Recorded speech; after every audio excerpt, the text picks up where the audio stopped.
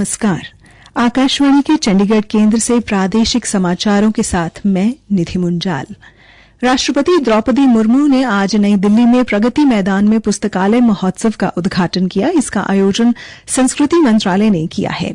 2 दिन के इस महोत्सव में दुनिया भर के प्रसिद्ध पुस्तकालयों की विशेषताओं को दर्शाया जा रहा है। इसका उद्देश्य भारत में पुस्तकालयों के आधुनिकीकरण और डिजिटीकरण पर चर्चा की शुरुआत करना है।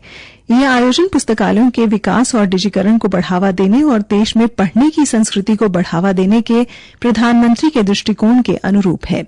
आज महोत्सव के उद्घाटन अवसर पर राष्ट्रपति मुर्मू ने कहा कि पुस्तकालयों का विकास समाज और संस्कृति के विकास से जुड़ा हुआ है।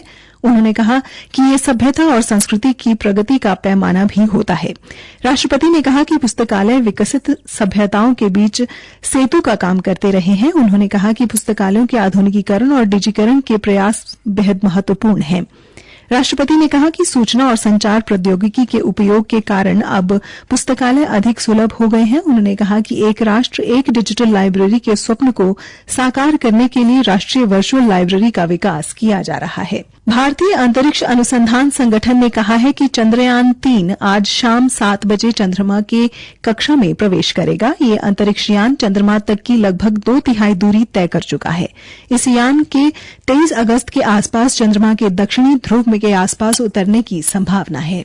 हरियाणा के मुख्यमंत्री मनोहर लाल ने टीबी मुक्त भारत अभियान के तहत निक्षय मित्र योजना के अंतर्गत टीबी रोग से ग्रस्त 5 मरीजों को गोद लिया है और मुख्यमंत्री की ओर से पंचकूला के मुख्य चिकित्सा अधिकारी डॉ मुक्ता कुमार ने मरीजों को पोषण आहार किट भी प्रदान की। इससे पहले भी मुख्यमंत्री ने फरवरी माह में भी 5 मरीजों को गोद लिया था, जिनके 6 माह के इलाज की अवधि अब पूर्ण हो चुकी है। इन पोषण किट्स में गेहूं, चावल, मूंगफली, खाने का तेल और दालें इत्यादि शामिल हैं।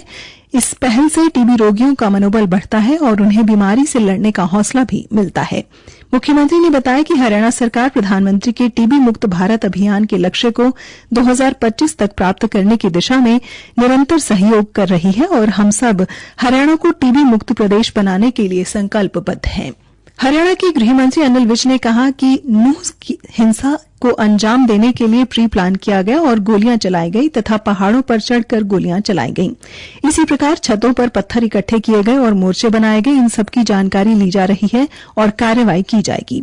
श्री विज ने कहा कि लोगों के बयान लिए जा रहे हैं और सीसीटीवी फुटेज खंगाली जा रही है और आरोपियों पर कार्रवाई की जाएगी। उन्होंने कहा कि नूंह में कर्फ्यू के बीच ढील दी जा रही है। उन्होंने कहा कि शांति बहाली के लिए शांति समितियों की बैठक करवाई जा रही है। केंद्रीय राज्य मंत्री कृष्णपाल गुर्जर ने कहा कि नूंह में 2 पक्षों के बीच हुए तनाव के बाद फरीदाबाद में पिछले कुछ दिन में स्थिति पूरी तरह से सामान्य रही है। श्री गुर्जर ने कल फरीदाबाद लौह सचिवालय में शहर की कानून व्यवस्था की समीक्षा करने के बाद अधिकारियों को निर्देश दिए कि हमें लगातार सतर्क रहना है और अगर कोई भी शहर की कानून व्यवस्था बिगाड़ने की कोशिश करता है तो उसके खिलाफ सख्त से सख्त कार्रवाई करनी है। हरियाणा ने पद्म पुरस्कार विजेताओं के लिए हरियाणा गौरव सम्मान योजना 2023 शुरू की है। ये योजना हरियाणा के आधिकारिक राजपत्र में इससे प्रकाशन की तारीख से लागू होगी।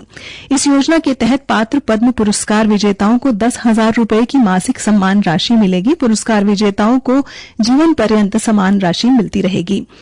योजना के तहत सम्मान राशि मिलने के लिए पात्र व्यक्ति भारत के नागरिक और हरियाणा के निवासी होने चाहिए। आवेदक ने अपने संबंधित क्षेत्रों में उत्कृष्ट योगदान और उपलब्धियों के लिए पद्म विभूषण, पद्म भूषण और पद्मश्री जैसा कोई भी पद्म पुरस्कार प्राप्त किया होना चाहिए।